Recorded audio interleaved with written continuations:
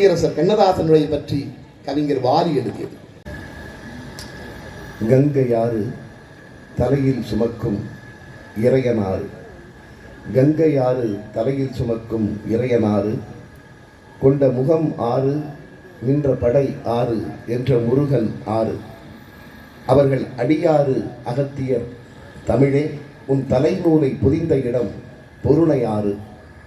வளரும் உனை வளர்த்ததாறு அது வைகையாறு. அன்று ஔவையாறு, நேற்று பாரதியாறு, இன்னும் எவ்வளவோ கற்றாறு உனக்கு உற்றாறு உனை மேலும் பெற்றாறு.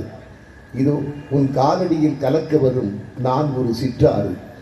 மற்றாறு போல் இல்லை இவன் வெற்றாறு என்று அகத்தில் நினையாது. உயிரெழுத்து ஈராறு, மெய்யெழுத்து மூவாறு, தடையின்றி என் நாவில் வருமாறு தாயே நீ எந்நாளும் பரிமாறு. பிறகு மற்றாறு போல இந்த சிற்றாரும் ஒரு நாள் வற்றாத வரலாறு. சீரோடும் சிறப்போடும் நடந்தேறி கொண்டிருக்கின்ற தேனி மாவட்டத்தினுடைய புத்தக திருவிழாவின் இன்றைய நிகழ்விற்கு தலைமை பொறுப்பினை ஏற்று சிறப்பித்துக் கொண்டிருக்கின்ற வணக்கத்திற்குரிய மாவட்ட திட்ட இயக்குனர் அவர்களே, மேடையிலே வீற்றிருக்கின்ற என்னுடைய அருமை நண்பர் தேனி நகராட்சியினுடைய ஆணையாளர் அவர்களே, மேடையிலும் இதிலும் அமர்ந்திருக்கின்ற வருவாய்த்துறை அலுவலர்களே, நூலகத்துறை அலுவலர்களே, பள்ளி கல்வித்துறை அலுவலர்களே, ஏனைய துறை அலுவலர்களே, பெரியோர்களே, தாய்மார்களே, எங்கே உங்கள் பாதங்களை கொஞ்சம் பாருங்கள், உங்கள் பாதங்களை கொஞ்சம் பாருங்கள், வந்து சேர்ந்திருக்கும் என் வணக்கம். உண்மையிலேயே நிரம்ப மகிழ்வோடும் நெகிழ்வோடும் நின்று கொண்டிருக்கிறேன். பசுமை புரட்சியை பார்த்த தமிழகத்தில், வெண்மை புரட்சியை பார்த்த தமிழகத்தில் முதலாக இந்த அரசுதான் அறிவு புரட்சி என்கின்ற பெயரில் இந்த புத்தக திருவிழாக்களை மாவட்டந்தோறும் நடத்தி கொண்டிருக்கின்றது. தமிழகத்தில் மட்டும்தான், இந்தியாவிலேயே எந்த மாநிலத்திலும் நடைபெறாத அளவிற்கு இப்படி ஒரு புத்தக கண்காட்சியினுடைய தமிழ்நாடு அரசு நடத்தி கொண்டிருக்கிறது. மாவட்டத்தோறும் புத்தக கண்காட்சிகள் என்பது மட்டுமல்ல, அகில உலக புத்தக கண்காட்சி என்பதை இந்தியாவில் இதுவரை எந்த மாநிலமும் நடத்தியதில்லை. அதையும் தமிழ்நாடு மட்டும்தான் நடத்தி கொண்டிருக்கிறது என்கிற பொழுது, ஒரு அறிவு புரட்சியை நடாத்தி கொண்டிருக்கின்ற தமிழ்நாடு அரசையும், குறிப்பாக மாண்புமிகு தமிழ்நாடு முதலமைச்சர் அவர்களையும் நான் இங்கிருந்தே வணங்குகிறேன். ஏனென்றால் நெற்றிக்கண் திறப்பதற்கு நிறைய பேர் இருப்பார்கள், ஆனால் அறிவுக்கண் திறப்பதற்கு நமக்கு கிடைத்திருக்கிற ஒரே ஆயுதம் புத்தகங்கள் தான் என்பதை அறிந்து கொண்டதால் இப்படிப்பட்ட புத்தக கண்காட்சியை இதுவரையிலும் இல்லாத அளவிற்கு மாவட்டம் தோறும் நம்முடைய அரசு நடத்தி கொண்டிருக்கிறது. என்னுடைய கவிதை ஒன்றை இங்கே நம்முடைய வணக்கத்திற்குரிய நண்பர் சொன்னார். ஆனால் ஒரு கவிதை மாதிரி சொன்னார், அவ்வளவுதான். என்னுடைய கவிதை அப்படி இருக்காது, 4 வரிகளில் இருக்கும். அதற்கு காரணம், மரபு கவிதை இலக்கணத்தின் வழியாக எழுதப்படுவதால் அதை சரியாக உச்சரிப்பார்கள். இந்த புது கவிதைக்கு இலக்கணம் கிடையாது என்பதால் அவரவர்கள் இஷ்டத்திற்கு வார்த்தைகளை கொஞ்சம் மாற்றிக்கொள்வார்கள். இப்ப என்னுடைய கவிதையை நான் மட்டும்தான் சரியாக சொல்வேன் தமிழ்நாட்டில். அவரவர் எழுதிய புது கவிதைகளை அவரவர் தான் சொல்ல முடியும். இது புது கவிதைகளுக்கு இருக்கிற விபத்து. என்னுடைய ஒரு கவிதை காவிய கவிஞர் வாலியின் தலைமையில் நடைபெற்ற கவியரங்கத்தில் வாசிக்கப்பெற்ற அந்த கவிதை தான் புத்தகத்தை பற்றி. புத்தகங்களை நாம் மேலிருந்து கீழே வாசிக்கிறோம், புத்தகங்களோ நம்மை கீழிருந்து மேலே தூக்கிவிடும். இதுதான் அந்த கவிதை.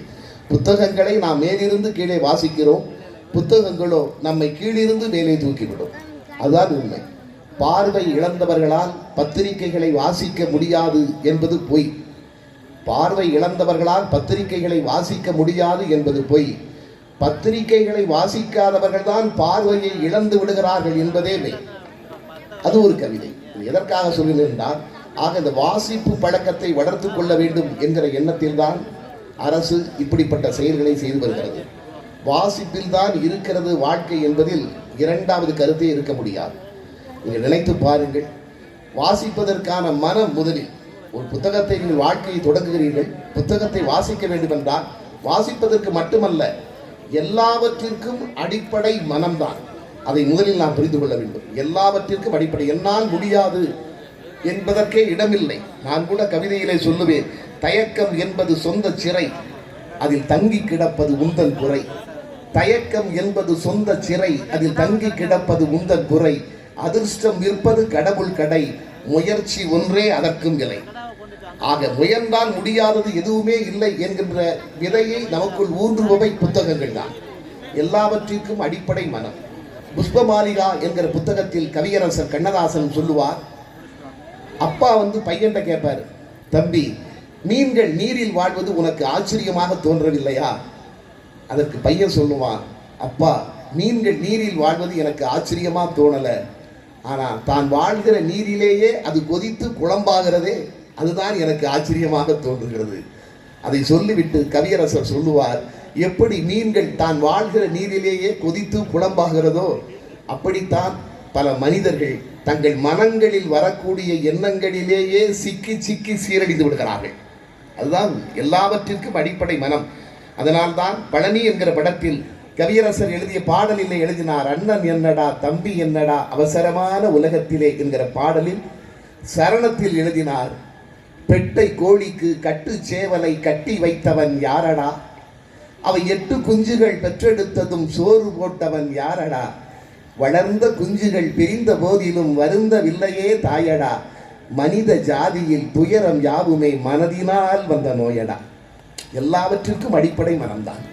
இன்னொரு பாடலிலே கூட சொன்னார், கடலளவு கிடைத்தாலும் மயங்க மாட்டேன், அது கையளவே ஆனாலும் கலங்க மாட்டேன், உள்ளத்திலே உள்ளதுதான் உலகம் கண்ணா, இதை உணர்ந்து கொண்டால் துன்பமெல்லாம் விலகும் கண்ணா. ஆக இந்த மனம் முதல் பண்படுத்த வேண்டும், பக்குவப்படுத்த வேண்டும் என்றால் மனதை பண்படுத்தவும் பக்குவப்படுத்துகின்ற ஆற்றலும் புத்தகங்களுக்குத்தான் உண்டு. அதுதான் உண்மை. அப்படி மனதை முதலில் பக்குவப்படுத்தியவர்கள் தான் இந்த உலகமே உயர்த்தி பிடிக்கிறது. எவ்வளவு பணக்காரர்களாக இருக்கலாம், படித்தவர்களாக இருக்கலாம், எல்லாவற்றையும் விட மனதை வென்றிருக்கிறார்களே தங்கள் மனதை, அவரைத்தான் இந்த உலகமே பெரிதாக கொண்டாடுகிறது. உலகத்தில் உள்ள ஆண்கள் எல்லாம் தங்களை மாவீரர்கள் என்று அழைத்துக் கொள்ள ஆசைப்பட்டாலும் வரலாறு 2 பேரை மட்டும்தான் மாவீரர்கள் என்று அழைக்கிறது. ஒன்று மாவீரன் அலெக்சாண்டரை, இன்னொன்று நெப்போலியனை. உலகத்தில் 1/3 பங்கு வென்ற மாவீரன் அலெக்சாண்டருக்கு ஒருமுறை ஒரு சந்தேகம் வந்ததாம், இந்த மாசிடோனியாவின் மக்கள் தன்னை மதிப்பதை விடவும் டயோஜனிஸ் என்கிற துறவியை மதிக்கிறார்களே என்று அவருக்கு ஒரு சந்தேகம். ஒரு நாள் டயோஜனிஸ் என்கிற துறவியிடமே கேட்கிறான் மன்னன் அலெக்சாண்டர். டயோஜனிஸை பார்க்க போகிறான். அவர் வழக்கம் போல எப்பொழுதுமே ஒரு நதிக்கரையில் படுத்திருப்பார். அவர் படுத்திருக்கிறார். அவரிடம் கேட்டானாம், ஐயா, நான் இந்த உலகத்தில் 1/3 பங்கை வென்றவன், மண்ணை வென்ற என்னை காட்டிலும் மக்கள் உங்களைத்தானே பெரிதாக கொண்டாடுகிறார்கள் என்று சொன்ன பொழுது அலெக்சாண்டர் டயோஜனிஸ் எந்த பதிலையும் சொல்லவில்லையாம். கேட்டுவிட்டு பதில் கிடைக்கவில்லையே என்று அலெக்சாண்டர் திரும்பி நடக்கிறான். அப்பொழுது டயோஜனிஸ் அலெக்சாண்டர் என்றாராம். அலெக்சாண்டர் நின்று திரும்பி பார்த்த பொழுது டயோஜனிஸ் சொன்னாராம், அலெக்சாண்டர், நீ மண்ணை வென்றவன், நான் என்னை வென்றவன்.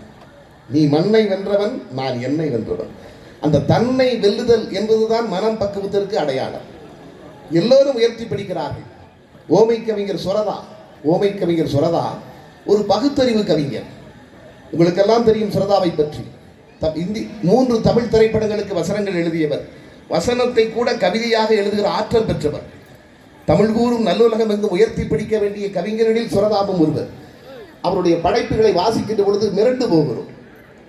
ஒரு வசனம் படத்திலே ஒரு வசனம் எழுதியிருக்கிறார், தொடாதே வஞ்சகி நீ தொட்டால் விஷம் கூட செத்துவிடும்.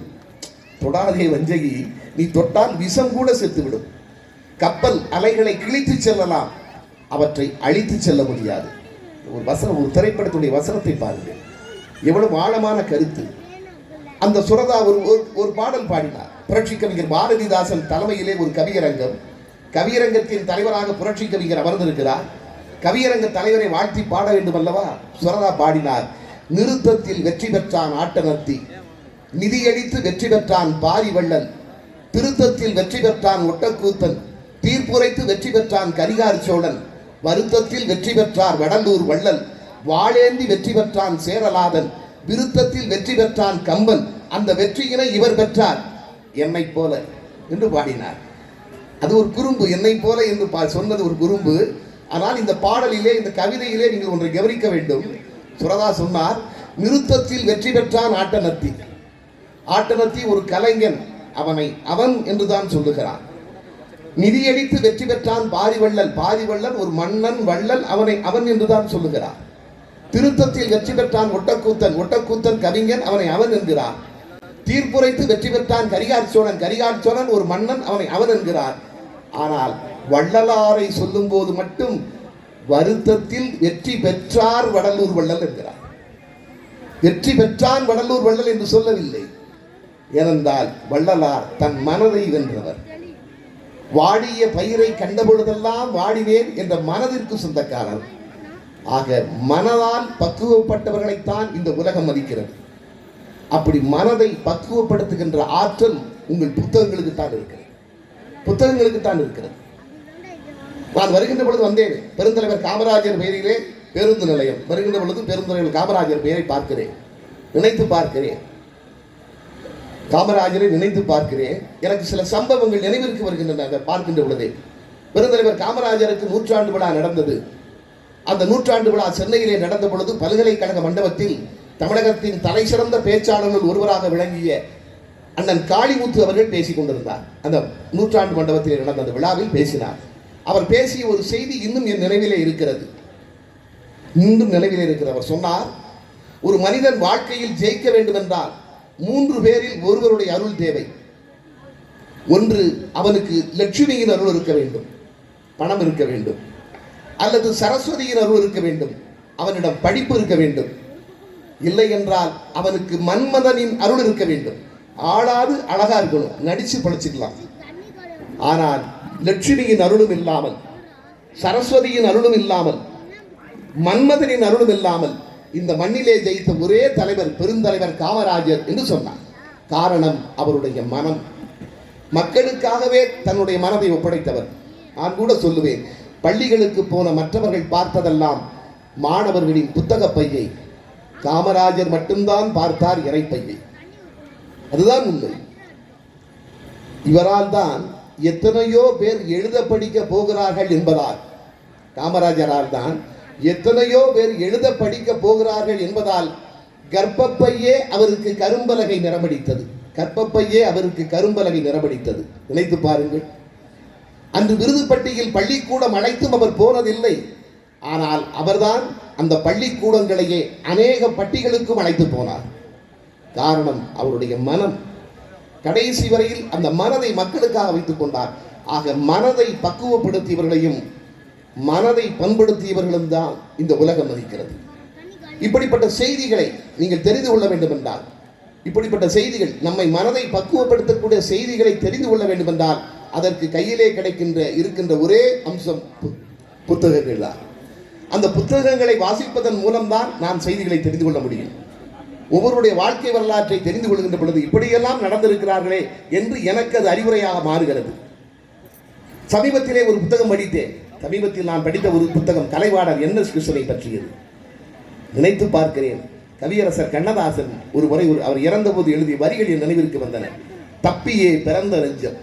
கலைவாணர் NS கிருஷ்ணன் இறந்த பொழுது கவியரசர் கண்ணதாசன் எழுதிய வரிகள், தப்பியே பிறந்த நெஞ்சம், தாய் நெஞ்சம், பிள்ளை நெஞ்சம், செப்பரும் கொடையின் நெஞ்சம், தேனிலே தோய்ந்த நெஞ்சம், ஒப்பிலாம் அணியாம் எங்கள் உயர் கலைவாணன் கொண்ட நெஞ்சம், இப்புவி உடனால் மட்டும் இனி பெறர் காணா நெஞ்சம்.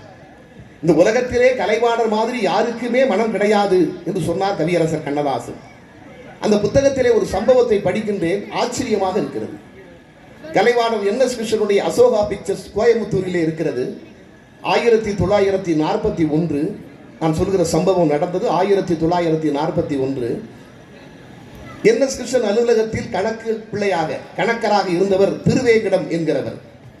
அந்த திருவேங்கடம் ஒரு மார்ச் மாதத்திலே அந்த கணக்குகளை ஒப்படைக்க வேண்டும் அல்லவா, கணக்குகளை எடுத்துக்கொண்டு அசோகா பிக்சர்ஸில் இருந்து வருமான வரி அலுவலகத்திற்கு செல்கிறார். வருமான வரி அலுவலர் அனுமந்தராவ் அவரிடம் கணக்கு போகிறது. இவரை அங்கே செல்கிறார். கணக்கை பார்க்கிறார். வருமான வரித்துறை அதிகாரி அனுமந்தராவ் திருவேங்கடத்தை கூப்பிடுகிறார். என்னையா கணக்கு எழுதிக்கிறீங்க? சுப்பிரமணியனுக்கு 500 ரூபா, ஆறுமுகத்துக்கு 10 ரூபா அப்படின்னு வரிசையாக ஒரு 10 பேரை போட்டு சுப்பையாக்கு 100 ரூபா இப்படி போட்டு கணக்கு எழுதி கொண்டு வந்திருக்கிய, இது என்னையா கணக்கு இது என்று கேட்கிறார். இல்லையா, திருவேங்கடம் வருமான வரித்துறை அலுவலரிடம் சொல்கிறார், ஐயா எங்கள் கலைவாணரிடம் யார் வந்து பணம் கேட்டாலும் உடனே எடுத்து கொடுத்துருவார். என்ன ஏதுன்னே யோசிக்க மாட்டார். அப்படி கொடுத்த பணத்தை தான் இப்படி எழுதி வச்சிருக்கோம். அது எப்படியா, யார் கேட்டாலும் கொடுப்பாரா? யார் கேட்டாலும் கொடுப்பாரு. வேணும்னா நீங்களே இப்போ போய் கேட்டு பாருங்க, உடனே தருவார் என்றார். வருமான வரித்துறை அலுவலர் திருவேங்கடத்திற்கு ஒரு யோசனை தோன்றியது. சரி, நான் இப்பொழுதே உங்கள் அலுவலகம் சென்று கலைவாணரை சந்திக்கிறேன் என்று சொல்லிவிட்டு தான் ஒரு அலுவலர் என்பதை வெளிக்காட்டாமல் ஒரு குதிரை வண்டியில் கலைவாணரை பார்க்க போகிறார். அசோகா பிக்சர்ஸ் அலுவலகத்திலே கலைவாணர் அமர்ந்திருக்கிறார். அவரை போய் பார்க்கிறார். பார்த்து ஐயா வணக்கம் என்று அவருக்கு மரியாதையெல்லாம் செய்துவிட்டு சொல்கிறார், என்ன நீ வந்த வேலையை சொல்லுங்கள், முதலில் உட்கார்கள் என்கிறார். கலைவாணர் உட்கார்கிறார். ஐயா, என்னுடைய மகளுக்கு திருமணம், ஒரு 1000 ரூபாய் வரதட்சணை இல்லாமல் திருமணம் நின்றுவிடும் என்று நான் பயப்படுகிறேன். அதனால் எனக்கு ஒரு 1000 ரூபாய் செய்ய தர முடியுமா என்று கேட்கிறார். 1941 நீங்கள் பாருங்கள். ஏன்னா 1950 ஒரு பவுன் தங்க 80 ரூபா தான். நான் சொல்வது 1941 1000 ரூபாய் கேட்கிறார். உடனே கலைவாணர் சொன்னாராம், ஒரு 1000 ரூபாய்க்காக திருமணம் நிறுத்தக்கூடாது, திருமணம் நின்றுவிடக்கூடாது. நீங்கள் உட்காருங்கள், நான் இப்பொழுது உங்களுக்கு தேநீர் காஃபி தர சொல்கிறேன், அதை சாப்பிட்டு விட்டு அமருங்கள். என்னுடைய கணக்க பிள்ளை வருமான வரித்துறை அலுவலகத்திற்கு போயிருக்கிறார். அவர் வந்ததும் உங்களுக்கு நான் 1000 ரூபாய் தருகிறேன் என்று சொல்லி அமர வைத்திருக்கிறார். அது மட்டுமல்ல, அவருக்கு காஃபி கொடுத்து விட்டு கேட்டாராம், எதில் நீங்கள் வந்தீர்கள்? நான் வரும்போது குதிரை வண்டியில் வந்தையானாரு.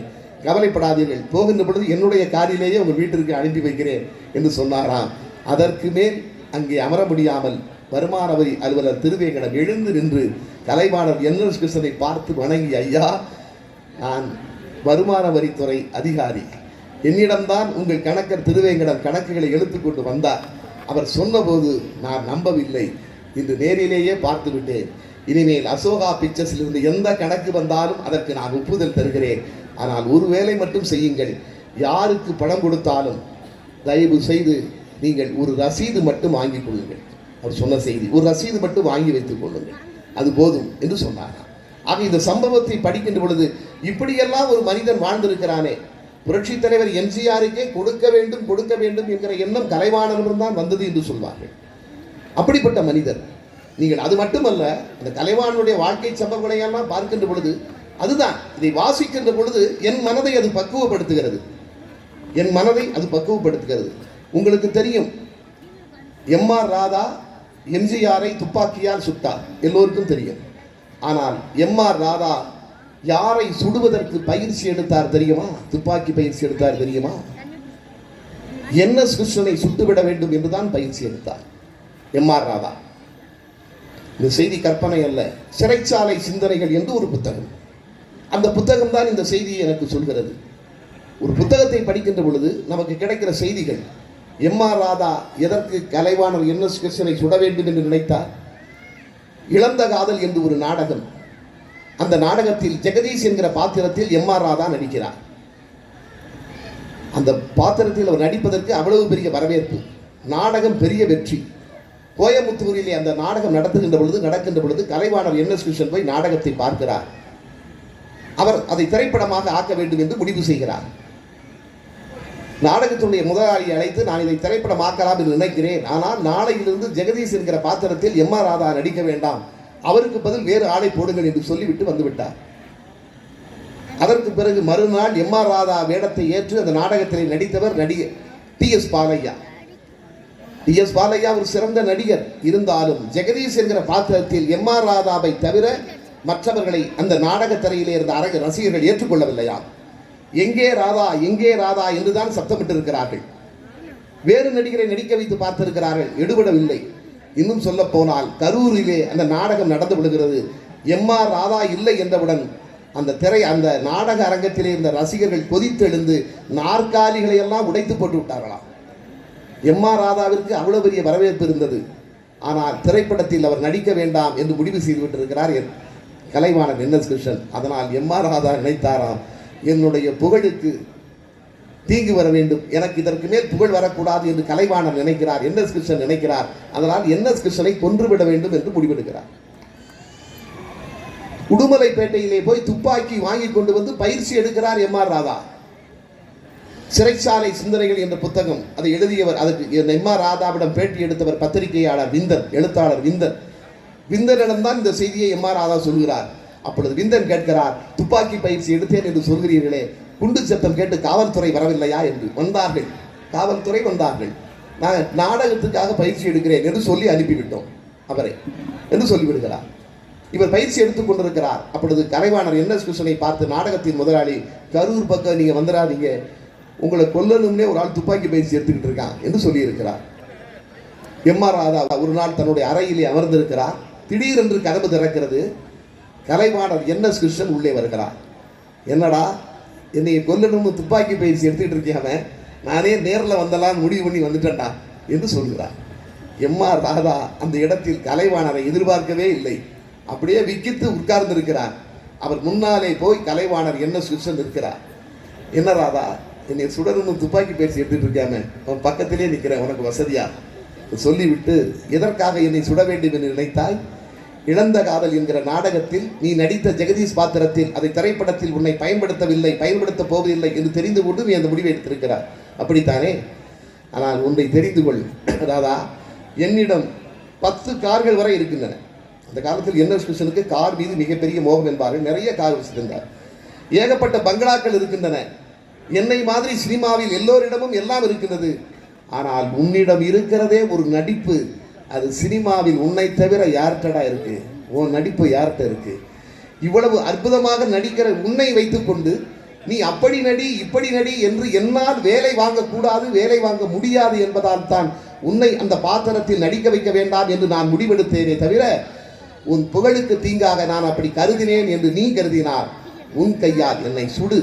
ஒரு நண்பனின் கையால் சுட்டுப்பட்டு சாவதை விட பெரிய பாக்கியம் வாழ்க்கையில் எதுவுமே கிடையாது என்று சொல்லி MR ராதா முன்பு கலைவாணர் கைகளை விரித்து கொண்டு நின்றாராம். MR ராதா சொல்கிறார், நான் எழுந்து நின்று கலைவாணரை கட்டிப்பிடித்து கதறி அழுதேன். நீங்கள் தான் என்னை சுட வேண்டும். அவர் சொன்ன வார்த்தை, நீங்கள் தான் என்னை சுட வேண்டும், நான் தான் தவறு செய்து விட்டேன் என்று சொன்னார். சம்பவத்தை நீங்கள் கொஞ்சம் எடுத்து பாருங்கள். கலைவாணர் உயர்ந்த இடத்திலே இருக்கிறார், செல்வத்திலும் நடிப்பிலும் புகழின் உச்சியிலே இருக்கிறார். ராதா என்னை எதிர்ப்பது, ஒரு கை பார்த்து விடுகிறேன் என்று அவர் நினைத்திருக்கிறார். ஆனால் சரியான மனம் நம்மிடம் இருந்தால் எதிரியை கூட நண்பனாக்கி விடலாம் என்பதை இந்த சம்பவம் எனக்கு உணர்த்துகிறது. அதனால் தான் தப்பியே பிறந்த நெஞ்சம், தாய் நெஞ்சம், பிள்ளை நெஞ்சம், செப்பரும் கொடையின் நெஞ்சம் என்று கவியரசர் NS கிருஷ்ணனை கொண்டாடினார். நினைத்து பாருங்கள். இந்த சம்பவத்தை எனக்கு ஒரு புத்தகம் தருகிறது, சொல்லித் தருகிறது. அது எனக்கு படிப்பை ஊட்டுகிறது. நான் ஒரு கவிஞன் என்றால் ஒரு கவிதை எப்படி எழுத வேண்டும் என்பதை எனக்கு மூத்த கவிஞர்கள் தான் சொல்லித் தருகிறார்கள். அதிலும் நான் இருப்பது கவிதைக்கான பூமி. இந்த தேனி மாவட்டம் தான், இந்த தேனி பகுதி தான் தமிழ் கவிதைகளுடைய ஊற்றாக இருந்த பிரதேசம், இருக்கிற பிரதேசம். எங்கள் எல்லோரையும் கவிஞனாக்கிய கவிஞர்கள் பிறந்த பிரதேசமே இந்த பக்கம் தான் இருக்கிறது, இல்லையா? ஆக அப்படிப்பட்ட மண்ணிலே நின்று கொண்டிருப்பதை நான் பெருமை என்று கருதுகிறேன். தேனியில் இருக்கிற வீசுகிற காற்று கூட கவிதையாகத்தான் இருக்கும் என்று எல்லோரும் சொல்வது உண்மை. அப்படித்தான் இங்கிருந்து படைப்பாளிகள் வந்து கொண்டே இருக்கிறார்கள், அதுதான் உண்மை. அப்படிப்பட்ட மண்ணிலே கவிதை எப்படி இருக்க வேண்டும் என்று சொல்லித் தருகிறவர் அவர்கள் தான். முதலில் நீ ஒரு படைப்பாளியாக மாறினால் நீ அதுவாக மாற வேண்டும். நீ எது நினைக்கிறாயோ அதுவாக மாறுவாய் என்பாரே சுவாமி விவேகானந்தர். அதைத்தான் சொல்கிறார்கள்.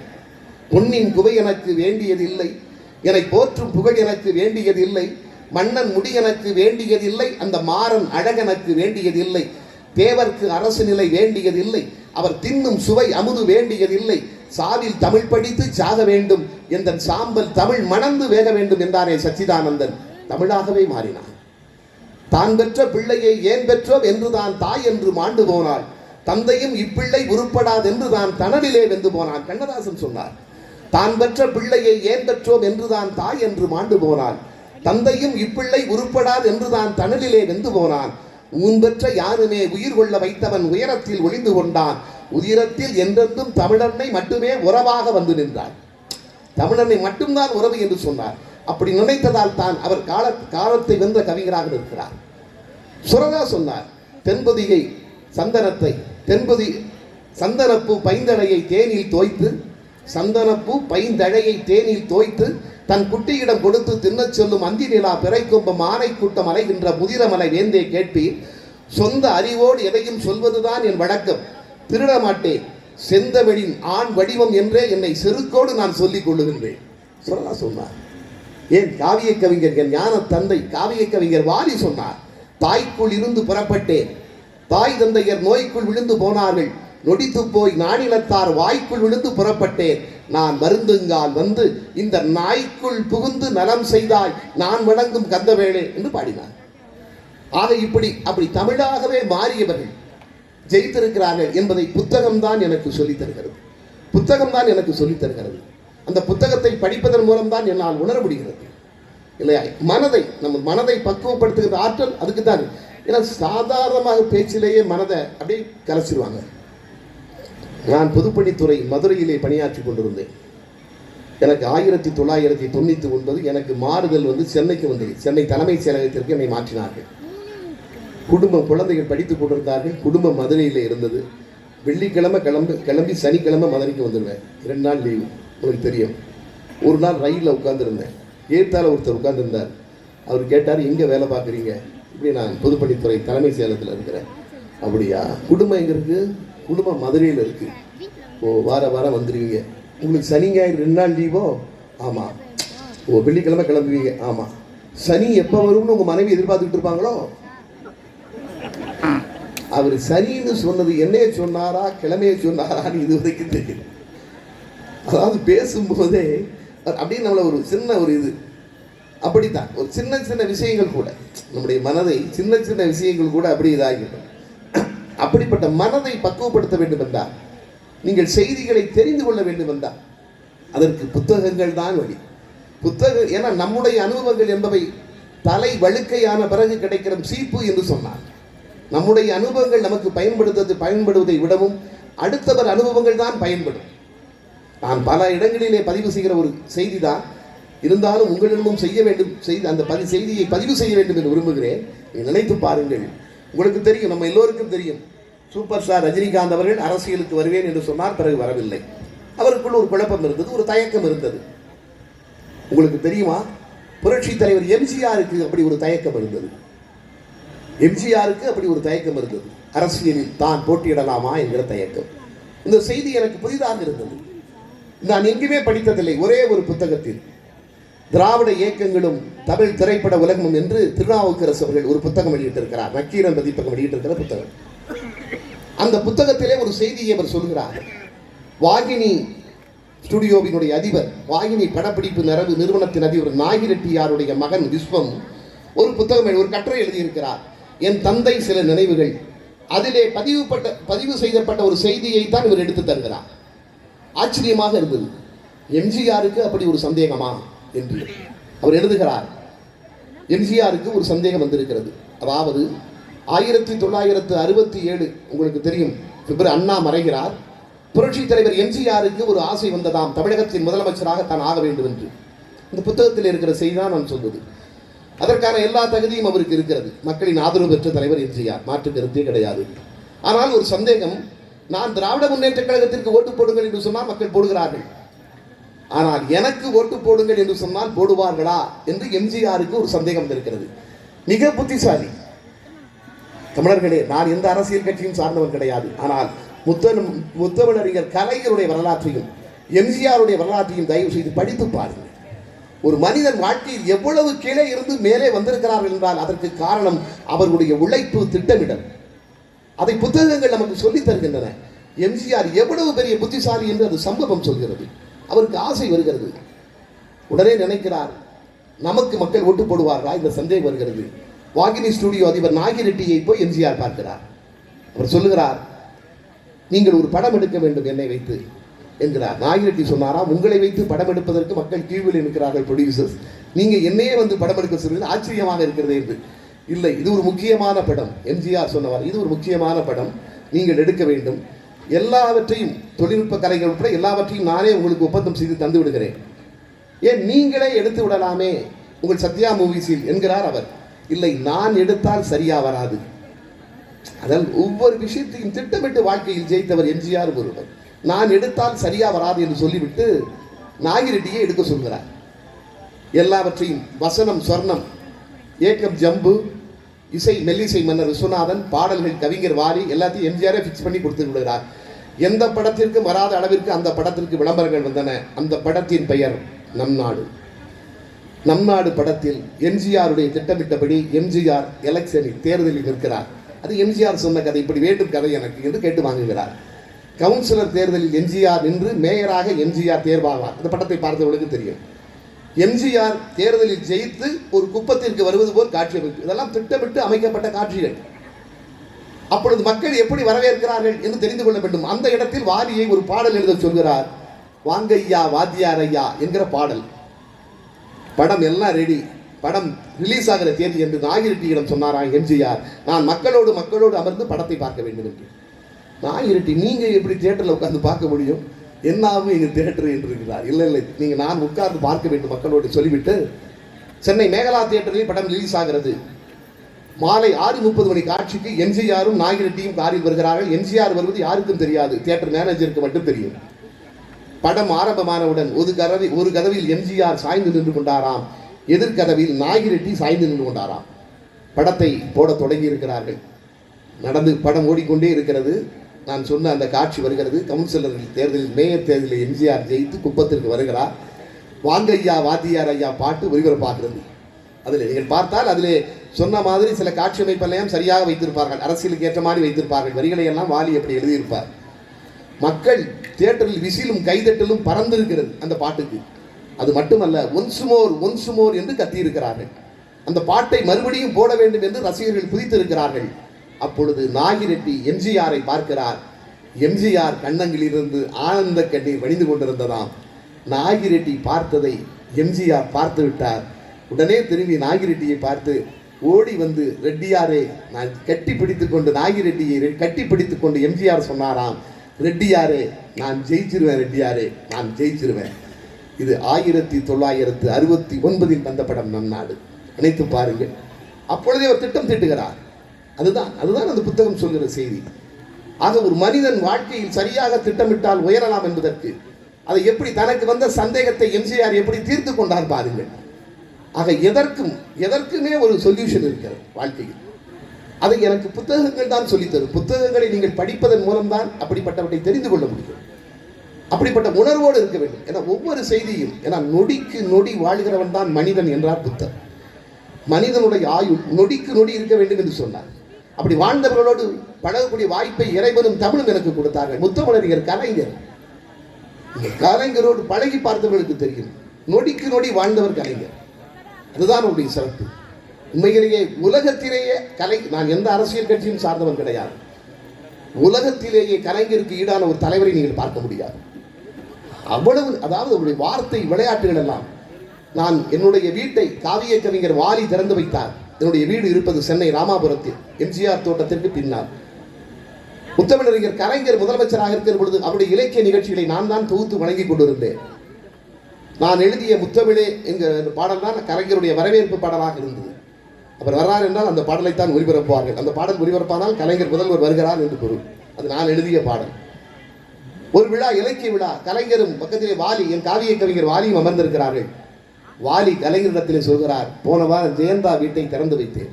நான் ராமாபுரத்திலே கட்டிய என் இல்லத்தை, தாமிரபரணி வீட்டு பேர், திறந்து வைத்தவர் கவிஞர் வாலி. எம்ஜிஆர் கலைஞரிடம் சொல்கிறார், நான் போன வாரம் ஜெயந்தா வீட்டை திறந்து வைத்தேன் என்று. கலைஞர் எங்கே என்று கேட்கிறார். வாலி சொன்னார், ஜெயந்தா இல்லம் ராமாபுரம் என்று. வாலி இல்லம் ராமாபுரம் என்று சொல்லி வாய் மூடவில்லை. உடனே கலைஞர் சொன்னார், உள்ளம் கோபாலபுரம் என்று. இல்லம் ஒரு ஜெயந்தா இல்லம் ராமாபுரம் என்று சொல்லி வாய் மூடவில்லை. இல்லை தெரியும், ராமாபுரம் என்றாலே உங்களுக்கு அது எம்ஜிஆரின் குறியீடு. அவன் ராமாபுரம் கிடையாதுயா, அவன் கோபாலபுரம். அது வார்த்தை விளையாட்டு. அரசியலை விடுங்கள். ஒரு நிமிடத்தில் புதிய சட்டசபை மருத்துவமனையாக மாற்றி அமைக்கப்பட்டிருக்கிறது. அந்த சட்டசபை அமைச்சர் தங்கம் தென்னரசு என்னிடத்திலே தனியாக நான் பேசிக்கொண்டு போது சொன்னார். அந்த சட்டசபை அவரை மேற்பார்வையாளர் அப்பொழுது தங்கம் தென்னரசு அவர்கள் தான் பார்த்தார்கள். கட்டிட வேலைகளை எப்படி நடக்குது என்பது அவரிடம் தான் ஒப்படைத்திருந்தார் முதல்வர். அவர் சொன்னார், ஒரு நாள் முதல்வர் வந்தார். வரும்போது அங்கே ஒரே தொந்தரவு, ரொம்ப இருந்தது. காரில் ஒரு நாள் சொல்லிட்டு, என்னப்பா இவ்வளோ இருக்கு, ஏதாவது இது வந்து ஈக்கு வராமல் இருக்கிறதுக்கான என்ன ஆக்ஷன் எடுங்க என்று சொல்லிவிட்டு போய்விட்டார். நானும் நகராட்சியை வைத்துக்கொண்டு என்னெல்லாமோ மருந்துகள் எல்லாம் அடித்து பார்த்தோம். அங்கிருந்து தொந்தரவை தாங்க முடியவில்லை. ஈக்கள் படையெடுத்துக் கொண்டே இருந்தன. அடுத்து ஒரு வாரம் கழித்து தலைவர் வந்தார். அப்பொழுது ஈக்கள் இருந்தன. என்ன சொல்ல போகிறாரோ என்று பயந்து கொண்டே இருந்தேன். ஒன்றும் சொல்லவில்லை. காரில் ஏறி உட்கார்ந்து விட்டார். உட்கார்ந்த பிறகு அப்பா நிம்மதி என்று நினைத்தேன். தென்னரசுங்க வா என்று கூப்பிட்டார். போனேன்.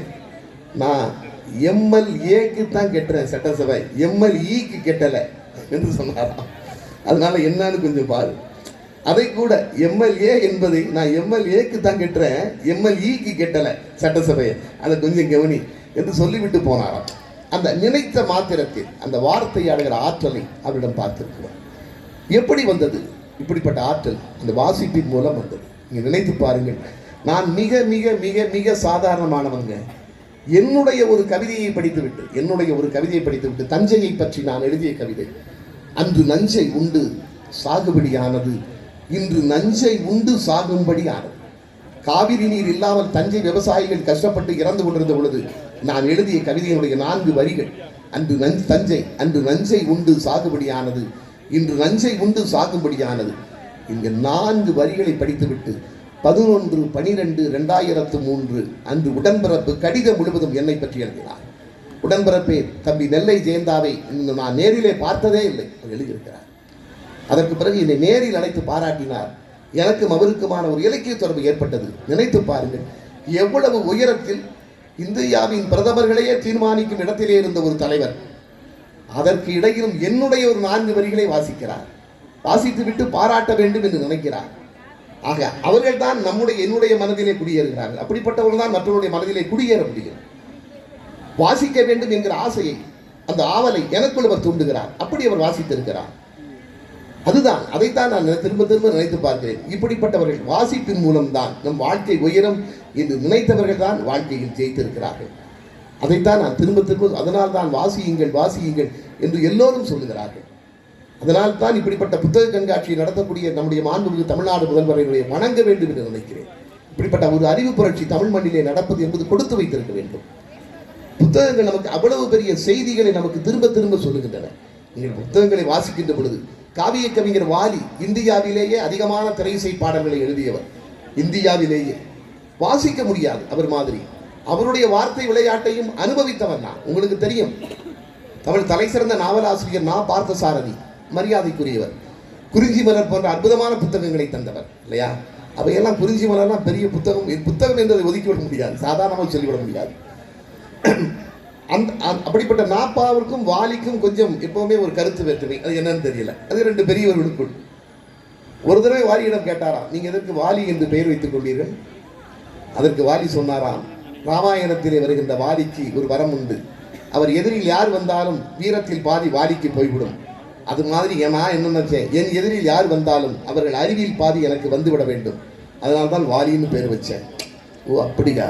ஆனால் உங்களை பார்த்தால் அப்படி ஒன்றும் அறிவு வந்தவர் மாதிரி தெரியவில்லையே. அப்பா அவர்கிட்ட உடனே வாலி, என்ன செய்வது, எனக்கு எதிரில் வருகிற எல்லோரும் உங்களைப் போலவே இருக்கிறார்கள். ஏன்னா ஆற்றல். நான் பார்த்த சாரதி மிகுந்த துணிச்சல்காரர்.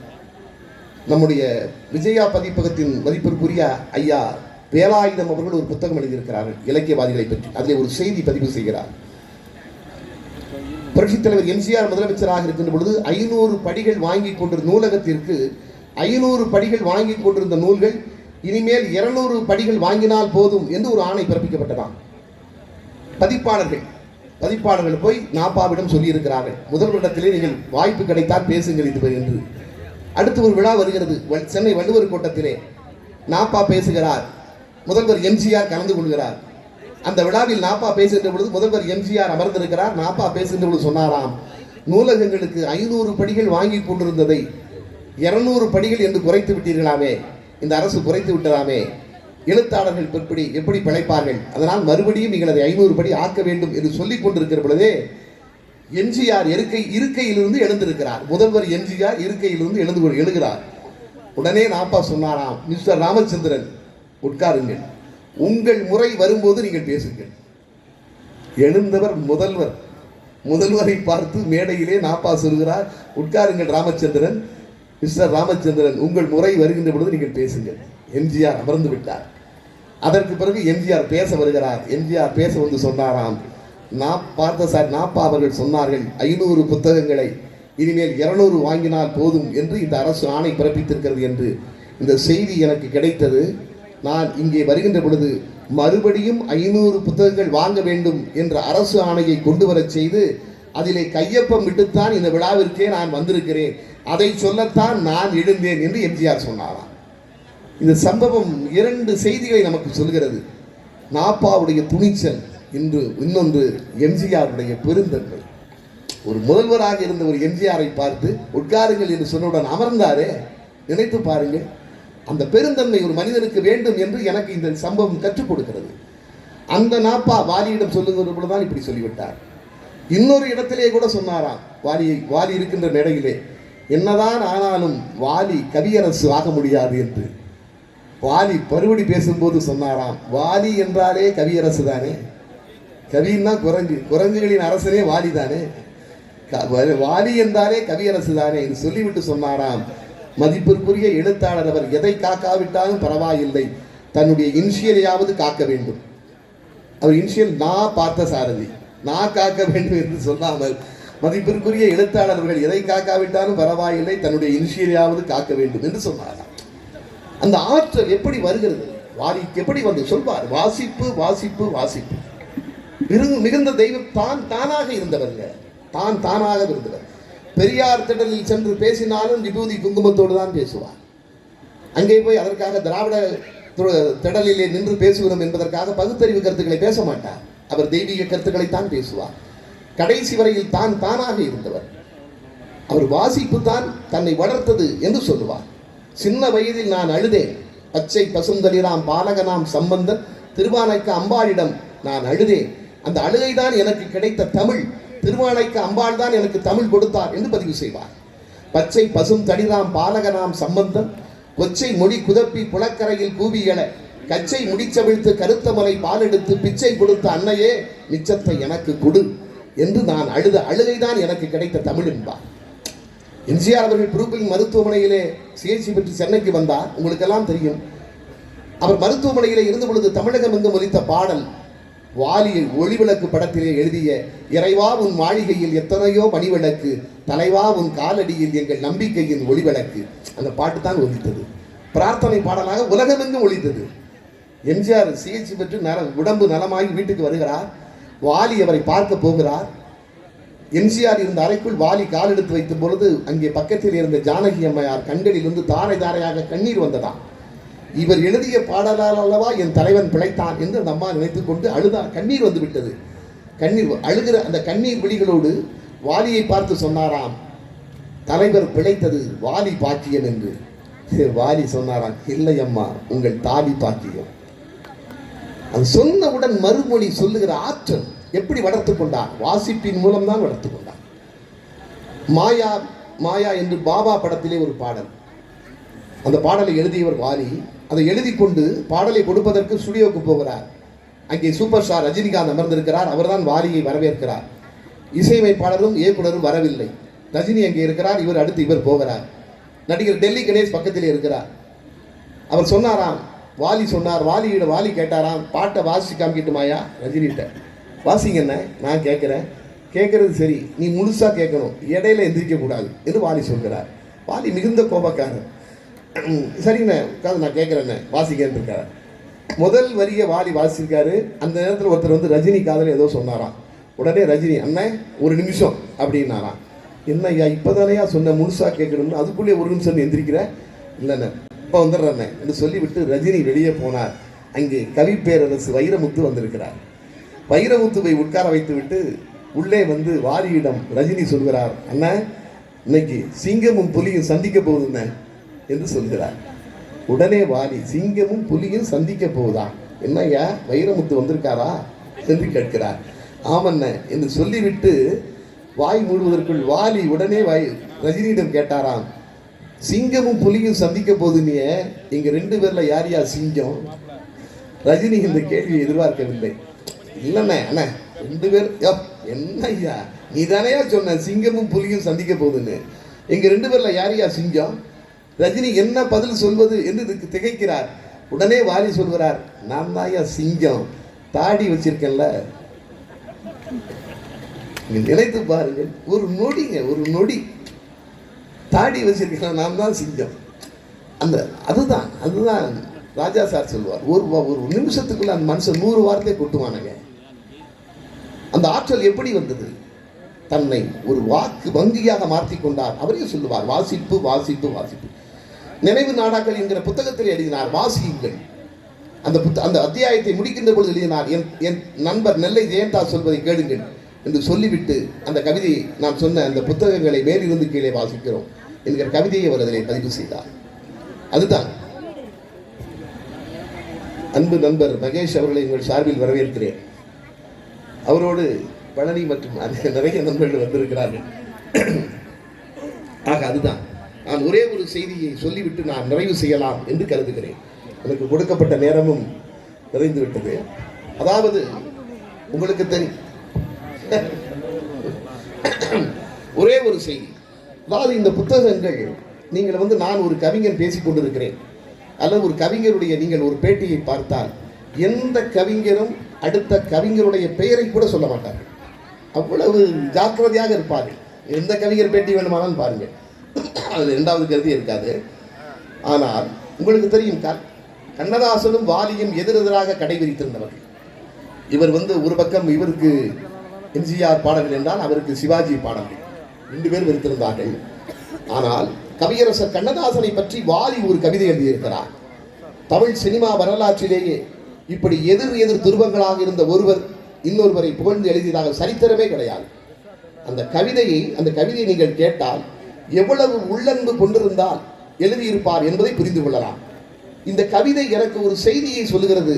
சக கவிஞர்களை நீ நேசி என்கிற செய்தியை இந்த கவிதை தான் எனக்கு சொல்லுகிறது. அவர் எழுதியிருப்பார், பண்ணுறங்கும் நாவழகா. கண்ணதாசனுடைய அம்மா கண்ணதாசனை தாளாற்றாளாம். வாலி எழுதுவார், இந்த கவிதையோடு நான் இதை நிறைவு செய்யலாம் என்று கருதுகிறேன். அவர் எழுதுவார், பண்ணுறங்கும் நாவழகா, பணிவுறங்கும் பூவழகா, சேர சோழ பாண்டியரு சேர்ந்து வந்த மூவழகா. இந்த வார்த்தை நயத்தை பாருங்க. பண்ணுறங்கும் நாவழகா, பணிவுறங்கும் பூவழகா, சேர சோழ பாண்டியரு சேர்ந்து வந்த மூவழகா, வீணையில பாட்டெழுப்பும் வாணி எந்தன் பிள்ளை என ஏனையில படுத்திருக்க என்னதவம் புரிஞ்சேனும். செட்டிநாட்டில் தொட்டில ஏனை என்று சொல்வார்கள். வீணையில பாட்டெழுப்பும் வாணி எந்தன் பிள்ளை என ஏனையில படுத்திருக்க என்னதவம் புரிஞ்சேனோ, இப்பிறப்பில் என் வயிற்றில் இப்படியோர் மகன் பிறக்க எப்பிறப்பில் நேர்ந்துகிட்டு எங்கெல்லாம் பிரிஞ்சேனோ.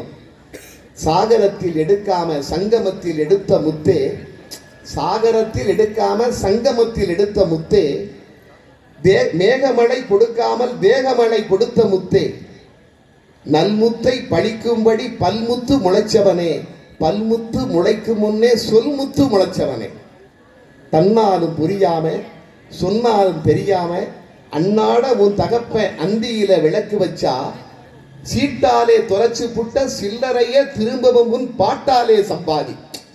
கண்ணதாசனுடைய தந்தை சொத்துக்களை சீட்டிலே இழந்தாராம். சொல்றார் பாருங்க, தன்னாலும் புரியாம சொன்னாலும் தெரியாம அன்னாடம் விளக்கு வச்சா அந்தியில சீட்டாலே தொலைச்சு புட்ட சில்லறைய திரும்பவும் பாட்டாலே சம்பாதி, நீ பாரதியின் செம்பாதி. பஞ்சான காலுதச்சு பனிக்குடம் கிழிஞ்சுது ஐயா, பிஞ்சான கையணைச்சு பால் குடம் வழிஞ்சுது ஐயா, தாய்ப்பாலே நான் தருவேன் தலைப்பாலே மறைச்சபடி, தமிழ்ப்பாலே வள்ளுவன் தான் தருவான் நீ வாங்கி குடி. ஏம்பாட்டு இந்நாளில் ஒன்ன மட்டும் உறங்க வைக்கும், ஓம்பாட்டு பின்னாளில் ஊரு மொத்தம் கிறங்க வைக்கும். 7க்கு பின்னால 8ஆக பிறந்தவனே, கூழுக்கு பாடாம கொள்கைக்கு பாட்டெழுது. நினைத்து பாருங்கள், கவியரசர் கண்ணதாசனுடைய பற்றி கவிஞர் வாலி எழுதியது. 2 பேரும் எதிரெதிராக இருந்து போராடியவர்கள் திரைப்பட உலகத்தில். ஆனால் எவ்வளவு உள்ளன்பு வைத்திருந்தால் எழுதியிருக்க முடியும். ஆக இந்த கவிதை எனக்கு சொல்லுகிற செய்தி வாலியினுடைய கவிதை திறனை மட்டுமல்ல, அவருடைய இதயத்தை எனக்கு வெளிப்படுத்துகிறது. உன்னோடு இருக்கக்கூடிய ஒரு சக கவிஞர்களை, சக படைப்பாளிகளை நீ நேசிக்க வேண்டும் என்கிற செய்தியை இந்த கவிதை எனக்கு சொல்லுகிறது. ஆக அதனால் தான் சொல்லுகிறோம், வாசிப்பில் தான் இருக்கிறது வாழ்க்கை. அப்படிப்பட்ட வாசிப்பை மக்கள் எல்லோரும் எடுத்துக்கொள்ள வேண்டும் என்று மாவட்டந்தோறும் புத்தக கண்காட்சியை நடத்துகிற அரசை மறுபடியும் வணங்கி அதற்காக பாடுபடுகின்ற தங்களுடைய துறை அலுவலர்கள் எவ்வளவோ இருந்தாலும் இந்த புத்தக கண்காட்சிக்கு எவ்வளவு உழைக்கிறார்கள் என்று எனக்கு தெரியும். அத்துணை துறை அலுவலர்களுக்கும் நான் மறுபடியும் நன்றி சொல்லி விடைபெறுகிறேன். நன்றி, வணக்கம். கவியரசர் கண்ணதாசனுடைய பற்றி கவிஞர் வாலி எழுதியது.